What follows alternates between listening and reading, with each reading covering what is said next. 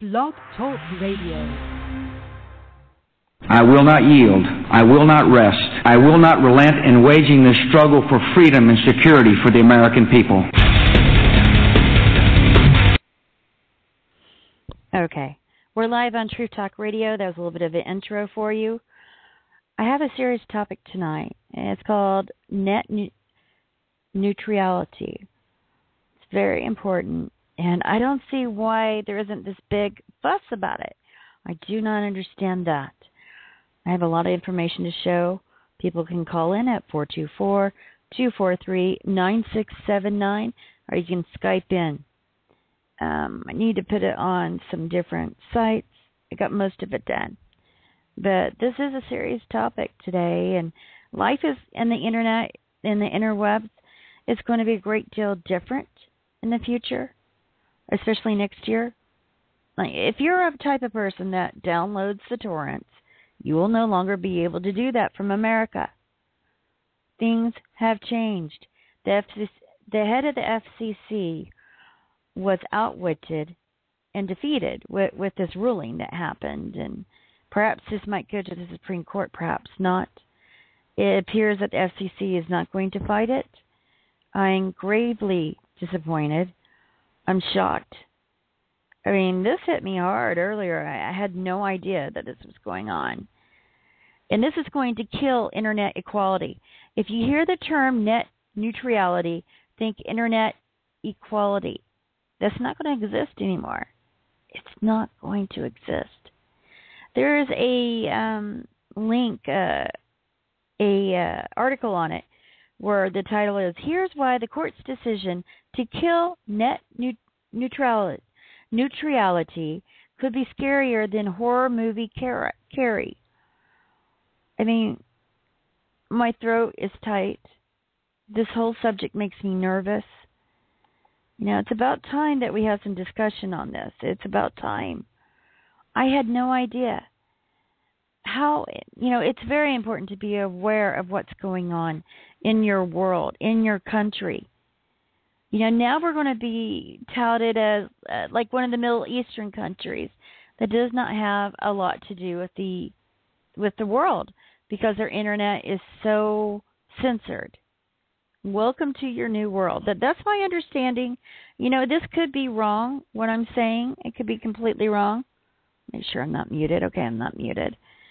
But this is frightening to me. So if you hear the term in the news, and they talk about net neutrality, it's actually the internet equality. Means a different name. And I like that name that some people are referring to as internet equality. And they're taking this away from you folks. It's gone. Some people want to refer to as tariff-free internet, and it's gone. Some people like to talk about the internet as a free trade agreement. Broadband providers are like countries. So each through its own wires controls access to the domestic market for the consumer, the customer, like Verizon. And each until now has refrained from charging tariffs, a toll charge, on the products that cross its borders. Now you're going to see, in essence, all these little toll booths popping up at these borders where the information runs over the border. If you run a web-based streaming service, you can get to your customer in the heart of Verizonville without having to stop at the border to pay the toll, the tribute. And it's been true until now for a variety of reasons. Some earlier attempts at completely closed online economies, like AOL. You remember that? Prodigy? When compared to the growing internet of the mid-1990s, they weren't just nearly as good as providing all the rich services of an open economy. I really need someone that understands the economy. Like, what is an open economy? I mean, I'm learning here. Are you learning here? I am. I do see someone on the board. And again, before I bring this person on, the topic tonight is a serious topic. It's called net neutrality. Bill Wagner is supposed to co-host with me. He's not here yet. I'm sure he'll be here. He's alerted. He's a little bit busy this evening, so he should be here maybe a little bit later for those looking for him. But this is something that concerns him greatly as well. As you know, he's an email marketer, and the world's going to be vastly different. And maybe this might be good for us in a way, too. It'll knock us off our pedestal that we've been put on. It'll be a come to Jesus moment. Come to Jesus moment. So as people are filling up the guest room, or the chat room, rather, I'm going to pull on this caller. It's a Skype caller. Skype caller, you are live on True Talk Radio. Would that be me? Yes, that would be you. I didn't know if you wanted to use your name. Pluto. Well, Pluto is fine. Pluto works for me. So now, Pluto, I understand you have a understanding of the topic that we're talking about tonight, net neutrality. Am I pronouncing that right? Yes, net neutrality. It goes back to a decision made in 2002 by the FCC that converted basically broadband internet access used to be thought of under FCC rules as a telecommunication service like telephones or broadcast, and it was converted from that to an information service. And the thought was this would open up competition and free enterprise in the internet space and would promote new products, new services, new ideas, technical innovation, because it would be a wide open field that would really be deregulated. It was the idea was to get rid of the regulation of communications to allow the new forms of communications to appear. If you recall, the telephone system in the 60s was run by a monopoly, by the Bell system. We had the best analog phone system. It was an analog system, but it was the best phone system in the world. The only problem was if anybody wanted to, create a wireless telephone that worked on cellular technology, that was not allowed. You were not allowed to connect anything to the telephone network. They would disconnect you from the network. And that changed, and we ended up with digital cell phones and wireless telephones for our home. I mean, all of the innovation is unbelievable that happened because of that. So it was like overnight, too. I remember that. Oh, it was amazing. And so the thought was their heart was in the right place.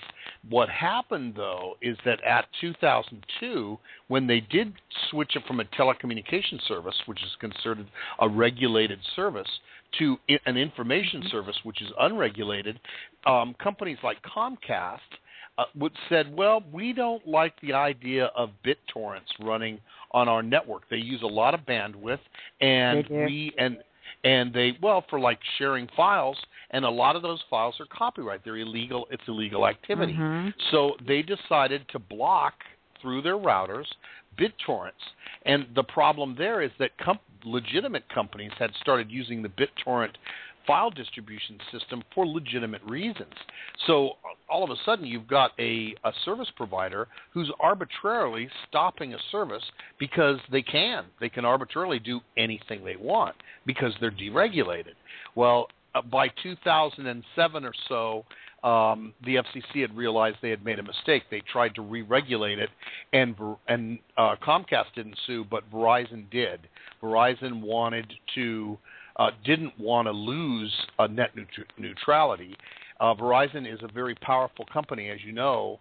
And so let me stop you there, just so I understand the comments, your understanding, because I'm pretty simple when it comes to things like this. So I'm sure some of my listeners are in the same boat. When you talked about net neutrality, is it the same thing as internet equality? Or I've heard that term being thrown about. Is that a good way to describe it? In essence, it is where you do not, as a carrier, you do not discriminate in what kind of information is being delivered over a carrier. To do that, there is some very interesting case law about that if you start editing the material that is transmitted over your network, you are giving tacit approval to all the material you let through. So if somebody was sending kiddie porn on your network, then if you edited that material, you are giving tacit approval to all other material, even if it's totally illegal and contraband. So it's a very stupid way to go. And most lawyers, especially the telecommunications people, realize that you do not want to get, like the phone company does not want to get into a situation where they will say, censor everything you do on the phone network, because if you were to use a dial-up modem and transmit a plan for an atomic bomb or kiddie porn or something illegal, then the phone company could be held as accessories after the fact, and they could, like a third party. Exactly. But yet if you say, listen, I'm not responsible for what's transmitted on that, all I am is a carrier, then you can disavow any claim to any liability for that. And that's the idea that has existed since the 40s or 50s, and culminated with a series of communications bills that were passed in the 70s and 80s. Just as data communications started to become very, very popular in this country. And then with the Internet, all those laws sort of flowed into that, and the Internet really exploded in the mid-90s with the adoption of the World Wide Web. So now, 2007, the FCC says, you know what, we screwed up. We're going to re-regulate it, convert it back into a telecommunications service that will guarantee net neutrality. And I want to underline, the FCC believes in net neutrality. That's what they want to do. And this has been the case. And that's a good thing, right? That's a very good thing. It means that you are not being nanny-stated by FCC. You do what you want to do. And that they are not going to block you from watching Netflix. They are not going to block you from whatever it is that you want to do. They just stay away from you, and they let you be free. It's true freedom. Well, Verizon took them to court. They went to federal court. A federal court ruled in favor of the FCC. They went to an appellate court. The appellate court, the Court of Appeals, sided with, overturned the lower court decision and sided with Verizon. So now what we have is and Verizon went to court. Verizon went to court to sue to be able to charge. Is that correct? That's right. To not permit net neutrality. Now there's a big problem. The FCC is the regulatory body for communications within the United States of America. It does not regulate international communications. So Europe is just watching this. We are a very big source of the Internet, but this is a big planet, and most countries don't have this issue. The big issue is that there's a lot of political money that is coming out of telecommunications companies like Verizon that is going to the members of Congress, and this is primarily Republican members of Congress, and the Republicans are adamantly opposed to net neutrality. They do not want it, and they have threatened, because I think they've been paid off. That's my theory. They've been bought. That would make sense. And they have threatened to defund the FCC because the FCC can change it by fiat. They can simply re-regulate it right now. Fiat means by their just by making a decision. They don't have to go to a committee. They don't have to go to vote. They can just say it's re-regulated. Because they're a federal entity. A commission's made up of a panel of people that is usually appointed by Congress or by the president or by other people that are knowledgeable about this, and they are a wide variety of people that represent communications interests both for the public and for the communications companies. But there's enough people that no one group will have a monopoly on the decision. So in other words, it's theoretically wide enough that the people's voice is being heard because it's being represented by every possible side. It's very, very democratic. So you really, right now, the point is that the FCC cannot change the status of data communications of the Internet. They have to leave it as it is a information service. It is not a telecommunications service, and the FCC's charter does not apply to information services. The FCC